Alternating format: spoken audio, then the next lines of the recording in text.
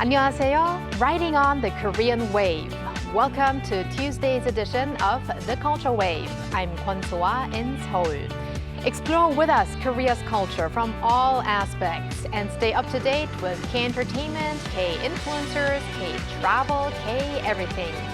And today I'm joined by my co-host Walter Lee in the studio. Hello, Walter. Hello, Soa, and hello to our viewers at home. I'm Walter Lee here to co-host alongside Soa. And of course, I have the latest in K-Ent news just for you. Walter, leading up to APEC, we covered so many related stories that I kind of missed doing that. Yes, I mean, it was such an anticipated sort of activity, well, a event that happened. But the thing is that we're not quite finished with it, are we? So we've got a few things that we're going to talk about today. Exactly. And we also have a guest coming in later in the program who will tell us some behind-the-scenes stories of APEC. But first, it's Walter time. Excellent. And that means K-Enter time. So yesterday in K-Enter, we started off with a member of BLACKPINK. We did. And we're going to do that again. But yesterday it was Rosé, and today it is...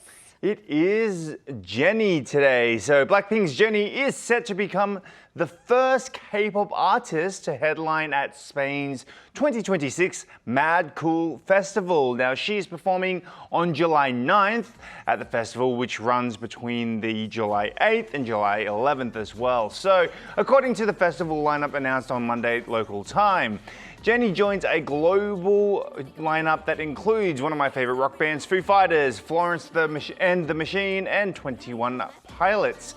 She is the only K-pop artist included in this year's lineup. The Mad Cool Festival, which began just back in 2016, is a major music event that brings together well-renowned musicians across the range of genres, including rock, indie, alternative, pop, and I guess now K-pop as well. So in April, Jennie also became the first K-pop solo artist to perform on the outdoor theater stage at the Coachella Valley Music Festival Arts Festival in the US. So a lot of firsts for Jennie. You know, BLACKPINK really have shown that how much solo projects can actually dominate the music scene. Yes. So it's really great to see Jennie thriving. And speaking of thriving and girl groups, let's move on with aespa. Yes, aespa, girl group aespa, are set to continue their global momentum with the large-scale Dome Stadium tour in Japan starting next April. Now, the tour will kick off at Osaka's Kyocera Dome, followed by back-to-back shows at the Tokyo Dome as well. Now, remarkably, this is the first ever solo dome tour by a fourth-generation K-pop girl group, sparking tremendous excitement among Japanese fans. Now, with their dynamic stage production and top-tier performances, aespa are ready to further solidify their status as one of the K-pop's leading girl groups. Now, MICE, or aespa fan groups as they call themselves, are expressing high expectations that their latest venture will extend its impact beyond Japan to all of Asia and, of course, beyond that as well. Such a powerful girl group. And last but not least, Walter, we're going to move on to movie news. But this time, we're not going to talk about a K-movie, but it's a movie that Korean fans have been highly anticipating. Exactly. So a legendary movie director, James Cameron's epic Avatar franchise, returns with its third installment, Avatar: Fire and Ash. And it is set to make its world premiere in South Korea on December 17th. Now, South Korea was selected as the first country to release the film thanks to its strong fan base, as you just said, and impressive box office potential. Now, serving as a direct sequel to Avatar: The Way of Water, the new film follows a fresh crisis that strikes the planet Pandora. Cameron said audiences will discover parts of Pandora never seen before, so that just makes the world even bigger, hinting at more expansive visual experiences and deeper storytelling. Now, as one of Hollywood's most anticipated blockbusters of the year, Avatar: Fire and Ash is set to dominate theaters and become the biggest cinematic event of the coming holiday season. Can't wait for that. And so many firsts that we're talking about today. Yes, well, indeed. Thank you very much, Walter, for those updates, and stick around. Will do. And now let's go over to our AI anchor Arang for more on the culture front. Arang, over to you. Hello and welcome to your AI guide to the latest cultural updates from Korea. Here's our top story. Gyeongju City is recruiting 1,000 foreign supporters, dubbed Golden Friends, as part of efforts to boost local tourism and sustain the momentum from the recent APEC events. The initiative seeks to keep global interest in Gyeongju alive even after the summit. Foreign residents in Korea aged 19 or older who have an affection for Gyeongju can apply through the Golden Friends sign-up page on the Gyeongju mobile app. The Mado ship number 4, a grain transport vessel from the early Joseon dynasty, discovered off the coast of Daean in 2015, has been successfully salvaged after more than 600 years underwater. This marks the first time a Joseon-era ship has ever been recovered. More than 150 artifacts, including puntongware and celadon pieces, were also uncovered. A wooden tablet found revealed that the cargo was a royal tribute being transported from Naju to the present-day Mapo district. Researchers are paying close attention to whether the latest findings could lead to the discovery of a fifth ancient ship in the Mado waters. Between 2009 and 2011, 3 ships believed to date back to the Goryeo dynasty, Mado ship numbers 1, 2, and 3, were discovered in the area, followed by traces of the Mado ship number 4 in 2014. Korea's signature winter festival, the Hwacheon Sancheoneo Ice Festival, will return in January in Hwacheon-gun County, Gangwon-do Province. This year's festival continues last year's theme with the slogan Unfrozen Hearts and Unforgettable Memories. The festival's highlights include ice fishing for sancheoneo, or Korean trout, and bare-hand fish catching. Visitors can also explore an indoor ice sculpture plaza and a large-scale snow sculpture exhibition. Adding to the festival's international flair, a team from Santa Claus Village in Rovaniemi, Finland, will return for another visit. That's all from me. Stay tuned to the Culture Wave.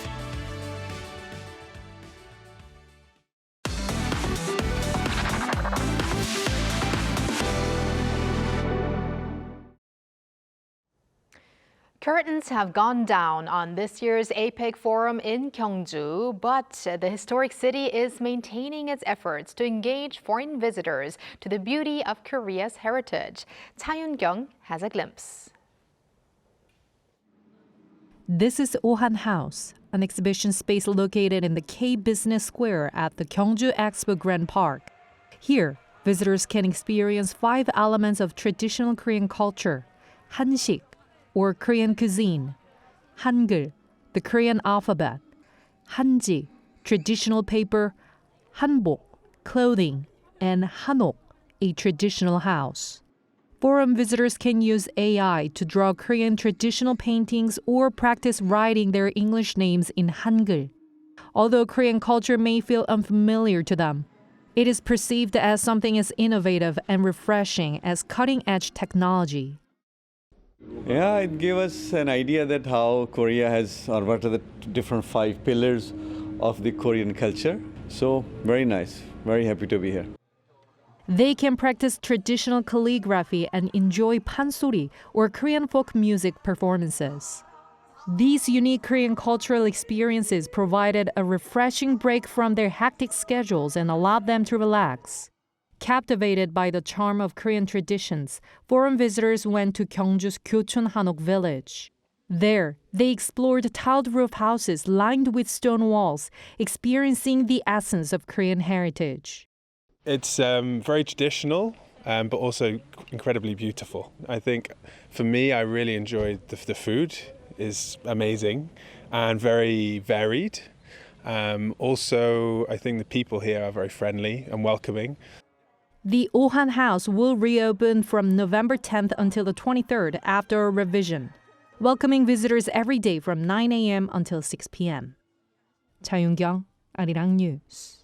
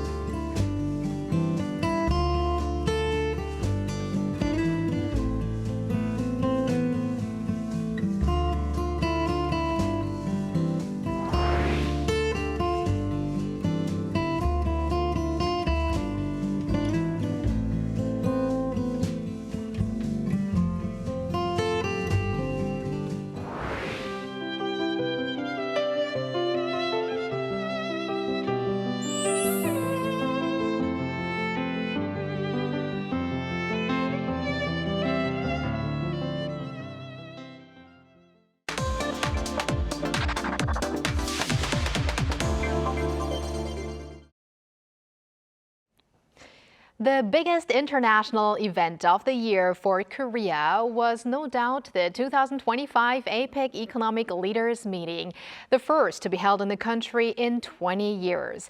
As interest in the host city of Gyeongju has grown ever since the global gathering, we invite a person today who was appointed as one of the global friends of APEC. It's content creator and TV personality Chambo, who will share his experience as a supporter of APEC, as well as his way of sharing Korean culture through his various social media channels. Hi, Chambo. Welcome to the show. Hello, hello. Thank you for having me. I'm so excited to be here. We are very excited to have you on the show. Yay! Let's go. All right, so Chambo, you are a content creator. You have almost 500,000 subscribers on YouTube. The last time I checked, it was, I think, 490,000. So tell us a little bit about yourself and your content. Yes, so I am Chambo. I am a content creator for the past 5 years. Originally, I was actually a CPA working in the corporate world, but you know, you gotta live life to the fullest. It's the YOLO style. So I dropped everything in 2019, came across to Korea, got lucky enough to be introduced to TikTok, and that's where I started off my career as a content creator. So got 1 million followers on TikTok, almost 500,000 on YouTube. Come on, guys, like subscribe. Yeah. Let's hit that big number. Yes, let's do that. And I'm mainly doing food-related content, and I'm trying to switch towards more people-focused content as AI gets more developed, trying to differentiate by having that personal touch to everything that we do. Right. I mean, I've known you for a couple of years now as well, and back then, when we first met, you were kind of called the 초통령. You were very famous among the elementary kids. But now I do see that change in your content. So that's also very interesting to see. And recently, I was very pleasantly surprised to see you at APEC. I saw you on the official social media of APEC 2025, and you were a global friend. So you were one of the global influencers who promoted and supported APEC. So tell us about that experience. And also, how was the atmosphere there? I was just as surprised as you to be selected as one of the global friends, because we had some really enormous mega influencers there as well. And for myself, most of my audience is purely Korean. So being kind of the reverse to what most of the creators were there, who are local domestic creators, but going for the global market, and then having a global person going for the Korean market, it was kind of like, oh, okay, it's nice to be here, and I'm glad to be recognized for that. But it was nice to see that everybody's so excited for the APEC event and what that event means, not just for the region, but for the entire world. I think there's a lot of things that are relevant, economic policies, AI policies, as things are coming up and changing radically in the world. People like us, we might be out of a job pretty soon. Who knows? Oh, no. Hopefully we have an AI anchor, so. Yeah, I noticed. The AI anchor is going to be taking over soon. Guys, you got to pick up the game. But it's really nice to see that there is so much engagement from the younger audience of people as well. So what were the activities that you did there when you were in Gyeongju? While I was in Gyeongju, so the main thing for the Global Friends was we had a dinner, we had a nice networking event with all of the government officials as well. But on top of that, I made a few different promotional videos for APEC and also promoting, I guess, the regional parts of Korea, and Gyeongju was one of the big highlights. There's so many things to do in Gyeongju. There's so many things to eat. People are so warm. There's so much history, but also there's this modernism that's going on at the exact same time. So it's a really refreshing city to be in. And then also I had a bit of TV appearances where I was talking about how APEC is going to be affecting youth in the future and things that we might be looking forward to from our leaders in the region. So does that mean now that APEC, the summit has been completed, the meeting has been completed, is your role done as well, or do you keep continuing promoting APEC and Gyeongju? I think the actual official activities as a global friend who's promoting APEC or Gyeongju is over, but one of the things I didn't expect is that it's going to leave this really lasting impression on me, both in terms of Gyeongju, which is just this beautiful city. I haven't been there in a couple of years, so it was really nice to go back there. But more importantly, just seeing how I want to influence the world and how I want our leaders to represent us in terms of the way that the world is going. Because there's just so much change. There's economic insecurity for young people. There's employment instability. Who knows what's going to happen with AI? I think that really left some level of inception on me where I can try to play some sort of role where I can help educate and also lead some form of growth in the future. Hopefully I can lead something. I don't know what I can do. I'm sure you can. And you did say before that you haven't been there for a couple of years, so this is not your first time visiting Gyeongju. I've watched your content, obviously, because you and I know each other as well, and you go from place to place. What do you think the charm is about Gyeongju, though? I like the fact that you have this tradition right next to this modern atmosphere at the same time. And there's just so much to see and so much to eat there. I like food, so food is definitely one of the highlights for me. It's a very famous city for its beef as well. So when I had the beef there, I was like, wow, this tastes almost as good as Australian beef. Sorry, guys. But yeah, I do like my Aussie beef. Yeah. But yeah, having that charm of old and new at the same time, and that warmth that you feel from the locals as well. It's something that you can only find when you're in, I guess, one of the smaller cities, and it's something a bit more difficult to find when you're in a mega city like Seoul. Mm-hmm. And a lot of your content is based around Korean culture as well and talking to Korean people. Now, if you were to go back to Gyeongju as a content creator's perspective, what kind of themes or scenes would you probably utilize in that content? I think because I was there for such a limited amount of time, all I could do is really focus on the main area and some of the more obvious things, like a bit more of the touristy areas, some of the more famous things that are there as well. But if I go back there, I would definitely want to go to the places that people don't know, interact more with locals, and show what is it that makes Gyeongju as an entire city so special, not just to Korea, but to the whole world. Because there's so much I haven't seen in Gyeongju as well. I was just based in that main area, Hwangnidanggil essentially. But there's so much more there. And I did walk around when I had a bit of free time, but I want to go there and interact with locals and have them share their love for Gyeongju with the world. And let's go a little bit more deeper into your content. So Chambo, I think you're really good at navigating between catering to the Korean audience as well as the global audience. So you know what's like humorous in Korean, you know the style and the trend, but also you do know how to, because you speak so many languages, you also have a global audience. So in that regard, is there anything you're paying particular attention to? So one thing I actually started doing last year, I used to go very much for the global market as well, until I had somebody working at TikTok tell me, Chambo, you need to go on a follower diet. If you want to increase your income, you need to get rid of the global following and focus purely on the Korean market, because that's when the advertisers are going to say, this guy, he has 100% Korean following. We're trying to launch a market in the Korean market, a product in the Korean market. So what else are we going to do? We're going to go to this guy instead. And I noticed that it definitely caused a slowing in my growth in terms of views and followers, but the difference was that the income started rocketing up. So if there is one thing I can recommend to any creators out there, definitely try to focus on one niche, one market, and that's really going to help you in terms of your personal income and growth.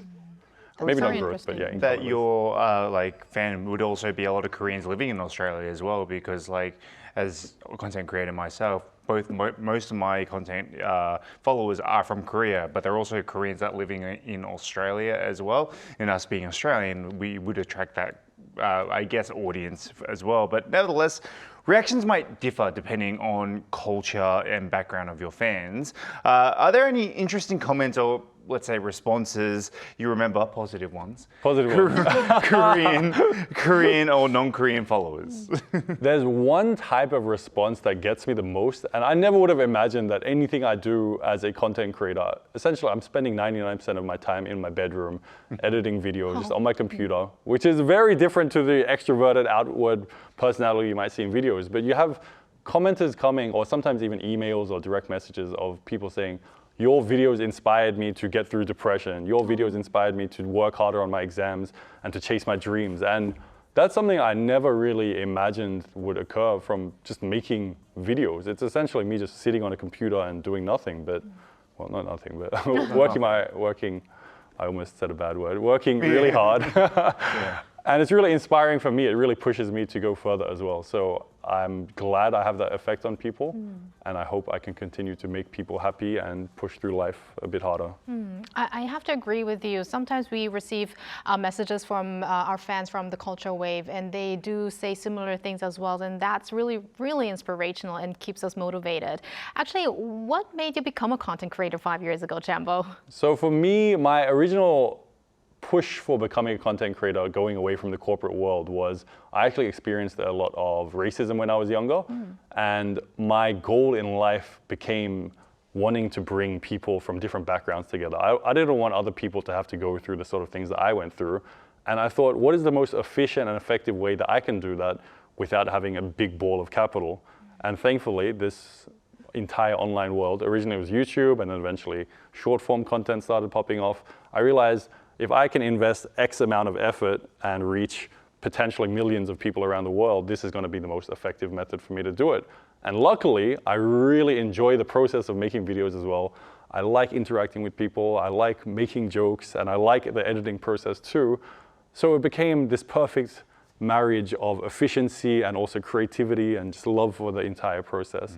And thankfully, my fans liked my content too, something that I would have never expected, but I'm so grateful to all of them for pushing me through. Well, like, so touching. If I can just quickly Sure. say something, your content, when I watch it, it's amazing that you're able to not only just connect with, you know, all your followers, but you have the, let's say, guts to talk to Korean people in the Korean language, and people are, you know, it's still something that is very new here in Korea. I mean, like, there's many Asians speak English and everything, but there's still a lot of, you know, people like yourself who come to Korea and are able to, you know, connect with the Korean people, and I think that's extremely special, and I really do respect you for doing that, and that's why I love following your channel anyway. Thank you so I much. agree with that. And Chambo, what do you think is it about Korean content, though, that is receiving so much love worldwide these days? I think Korea as a whole and everything that Korea is putting out, whether it was intentionally put out with things like K-pop, drama, movies, or just the actual culture, the food, things that have been here for hundreds or thousands of years, just by default, they've been really good, and just getting their time to shine with social media these days.